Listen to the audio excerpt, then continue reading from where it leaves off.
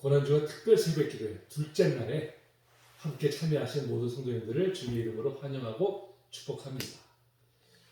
오늘은 이제 마태복음 21장 18절로 22절 말씀을 통해서 무화과 나무를 저주하신 바로 이 일에 대해서 주님이 주신 교훈을 함께 나누고자 합니다.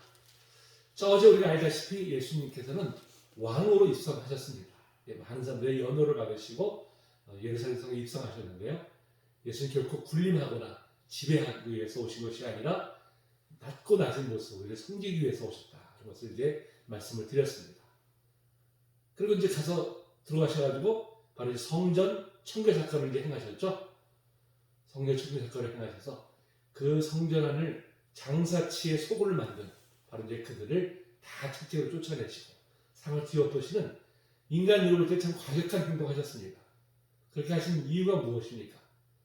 바로 하나님의 성전을 더럽히고 있는 자기들의 기회의 탐욕으로 인해서 하나님의 성전까지 더럽히고 있는 바로 이제 그들을 책망하신 것이죠.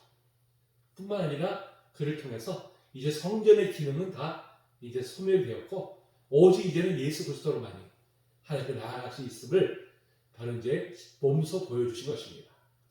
자, 이제 성전 청결을 마치시고 이제 저녁이 되어서 성 밖으로 다시 나가셨습니다.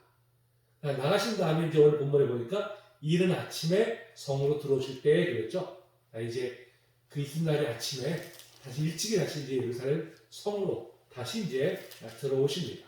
자, 그런데 보니까 시장하신지라 그랬어요. 시장하신지라. 시장하다는 건 무엇입니까? 배가 고픈 것이죠. 아침에 이제 아무것도 먹지 않았기 때문에 이제 배가 고픈 그런 상태에 있는 것입니다. 자, 이것을 볼 때 바로 예수님께서 육체적으로는 어떻습니까? 우리와 똑같은 분이다 하는 것을 우리가 알 수가 있습니다. 그렇죠? 예수님은 그 가상으로만 이 땅에 오신 것이 아니라 실제로 우리와 똑같이 배고픔을 느끼시는 바로 그런 존재로 이 땅에 오셨음을 분명히 성경은 증거를 하고 있는 것입니다. 뿐만 아니라 그분이 우리가 겪는 모든 고통들, 아픔들 이런 것들을 친히 다 겪으셨기 때문에 무엇보다 우리를 어떻게 해요? 동정하신 분이시죠. 우리 아픔을 다 친히 겪으신 분이기 때문에 우리 연약함을 다 감싸 주실 수 있는 분이십니다. 그래서 히브리서 4장 15절에서 이렇게 말씀하죠. 우리에게 있는 대제사장은 우리의 연약함을 동정하지 못하실 이가 아니요 모든 일 우리와 똑같이 시험을 받으신 이로되 죄는 없으시니라.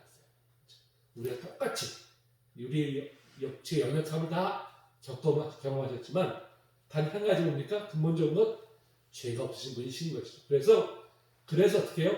우리의 죄를 대속할 수 있는 다른 분이심을 말씀하고 있습니다. 자, 이게 시장하셔서 먹을 것이 없나 찾아보는데 길가 보니까 한 무화과나무를 이제 보신 거예요. 그래서 이제 그를 가셔가지고 열매를 찾았는데 열매가 없는 거예요. 이 세계밖에 아무것도 없는 것입니다. 자, 그랬더니 예수님이 뭐라고 말씀하셨어요? 나무에게 네가 이제부터 영원토록 열매를 맺지 못하리라. 무화과나무 그건 말라버렸습니다. 저주를 퍼부으신 것이죠.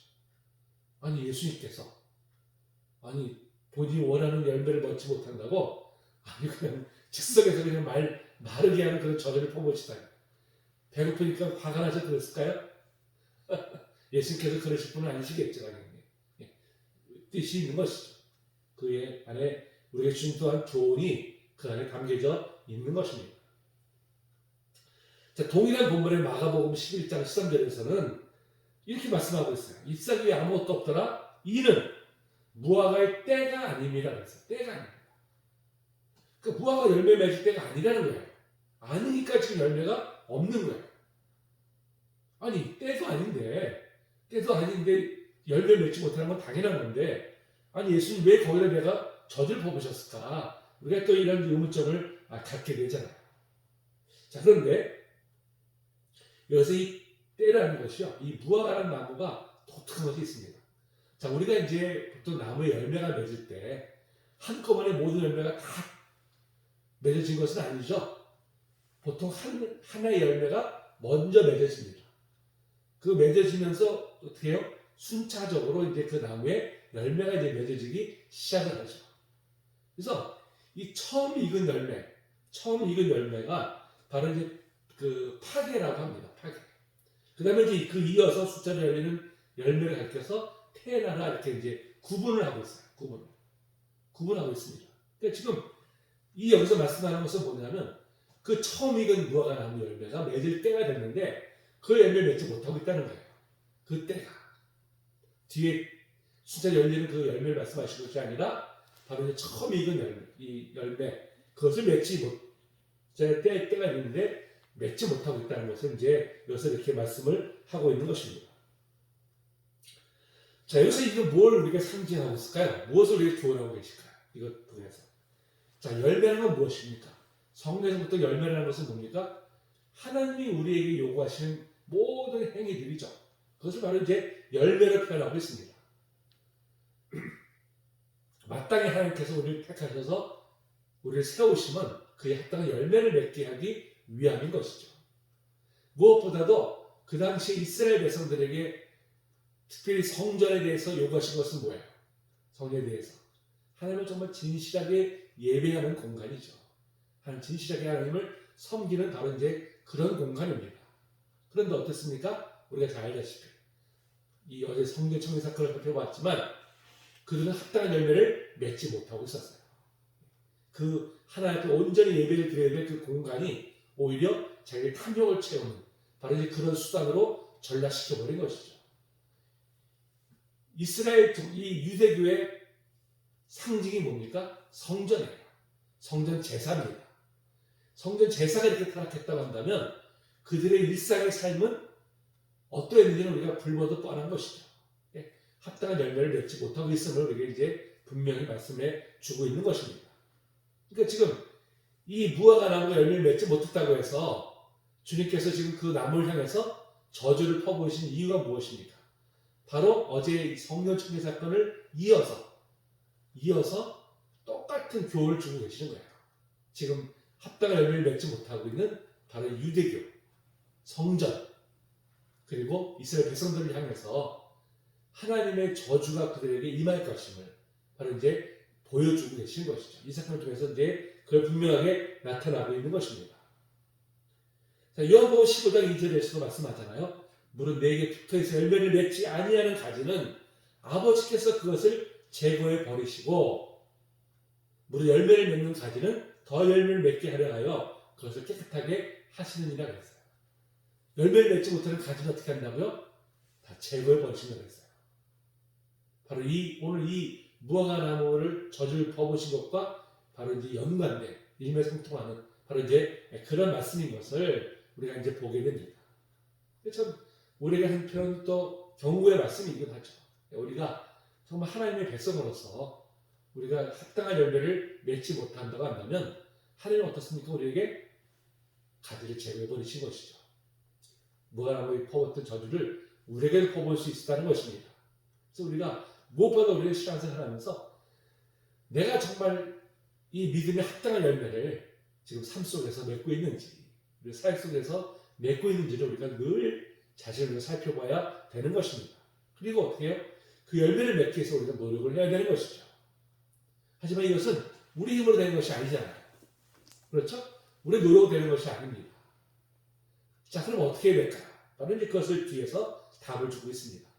자, 20절에 보니까 저희들이 보고 이상히 여기 이르되 자, 무화과 나무가 어찌하여 곧 말랐나이까 이렇게 말씀합니다. 너무 놀래보시죠. 아니 갑자기 멀쩡하던 나무가 한순간에 예수님의 그 말씀 한마디에 말라버리니까 놀랬습니다.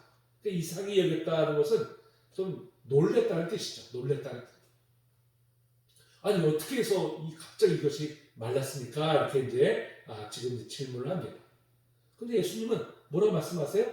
21절에 보니까 자, 내가 진실로 너에게 이르노니 만일 너희가 믿음이 있고 의심하지 아니하면 이 무화과 나무에게 대한 이런 일만 할 뿐 아니라 이 산더러 들려 바다에 던지질 하여도 될 것이요. 지금 제자들은 이 무화과 나무가 말라버린 이유에 대해서 예수님께 질문하고 있는데 예수님 뭘 말씀하고 있어요? 기도의 능력에 대해서 말씀하고 있어요. 기도의 능력에 대해서. 아니, 자, 이 맥락을 보면 동문서답 같아요. 그렇죠? 제자들은 무화과 나무가 말른 이유에 대해서 질문하고 있는데 정작 예수님은 거기에 대해서 대답하지 아니하시고 기도의 능력에 대해서 말씀하고 있는 거예요. 자, 너희들도 이렇게 행할 수 있다. 이것을 말씀하고 있습니다. 아니, 왜 예수님은 지금 이렇게 동문서답 같은 바로 이제 이런 말씀을 하셨을까요? 무엇 때문에? 자, 그 이유가 과연 무엇이냐 하는 것이죠. 자, 어제 우리가 성전 청개석까지 살펴봤습니다만은 이제는 성전의 제사의 기능이 이제는 그 기능을 다했다는 것을 이제 말씀을 드렸습니다. 자, 그 기능을 다했다면 그것을 무엇을 배치합니까? 바로 예수 그리스도의 대속의 은혜로, 대속의 제사로 이제 우리가 제사로 받게 되고 하나님 앞에 직접 나아갈 수 있게 됩니다. 그러면 하나님 앞에 직접 나아갈 수 있는 수단이 무엇입니까? 하나님 직접 나아갈 수 있는 도구가 뭐예요? 기도죠. 기도. 그렇죠? 자, 이 바로 이렇게 이 예수님께서 저희들의 질문에 대해서 기도의 능력에 대해서 이 대답을 하신 이유가 뭡니까? 앞으로 너희들이 하나님 앞에 나아가는 길은 종전처럼 성전의 제사가 아니라 오직 예수 그리스도의 이름을 힘입어서 기도로서 나아가게 됨을 바로 이제 이 말씀을 통해서 그것을 일깨워 주고 계시는 것입니다. 그래서 이제는 우리가 제사를 통해서 우리 하나님 앞에 나아가는 것이 아닙니다. 우리가 직접 하나님 앞에 고할 수 있는 것이죠. 하나님 앞에 직접 우리가 기도로서 우리가 하나님 앞에 지금 나아갈 수 있게 되는 것입니다. 바로 이제 그것을 우리에게 지금 말씀해 주고 있어요. 그래서 이제 바로 이 기도의 능력에 대해서 이렇게 말씀한 것입니다. 마지막 22절에 뭐라고 말씀합니까? 너희가 기도할 때 무엇이든지 믿고 구하는 것은 다 받으리라 하심이라 그랬어요. 너희들이 무엇이든지 내 이름으로 구하는 것은 하나님으로부터 다 너희들이 받을 것이다. 그건 뭐예요? 너희들이 이제 기도로 진짜 앞에 나아가라 하는 것을 이제 말씀해 주고 있는 것이죠. 자, 그런 면에서 우리가 얼마나 하나님 앞에 지금 기도로서 힘써 나아가고 있습니까? 여러분, 기도는 우리와 영적인 호흡인 것이죠. 늘 하나님과 우리가 호흡을 해야 됩니다. 호흡은 무엇을 합니까? 기도로 하는 것이죠. 우리 기도를 통해서 하나님과 늘 우리가 영적인 호흡을 할 때 우리 영적인 생명이 계속해서 우리가 유지되게 될 줄로 우리 분명히 믿습니다. 자, 오늘 이 말씀을 통해서 주시는 교훈이 무엇입니까? 자, 하나님께서 원하시는 열매를 맺지 못한 이 예루살렘 성전은 이제 무너지게 되고요. 이제 기도하는 공동체로 이제 대체될 것임을 우리에게 지금 말씀해 주고 있습니다. 우리 무엇보다도 하나님 앞에 어떻게 해요? 겸손하게 기도로서 우리 하나님 앞에 나아가기를 힘써야 될 줄로 믿습니다. 또한 무엇보다도 이제는 교회가 무엇보다도 하나님을 신뢰하는 공동체로서 이제 우리가 기도하는 공동체로 우리가 이제 더욱더 뜨겁게 우리가 세워져야 될 줄로 믿습니다. 이제 우리가 이제 코로나가 이제 곧 종식된다는 이야기가 이제 들려옵니다. 그동안 우리가 이제 이 여러 가지 제약을 받았지만 이 코로나가 이제 회복이 되면 다시 우리 공동체가 기도하는 공동체로서 여기에 세워지기를 소망합니다. 기도하는 일에 더욱 힘쓰므로 늘 하나님의 능력을 경험하는 우리 모두 성도되시기를 주의 이름으로 축복합니다.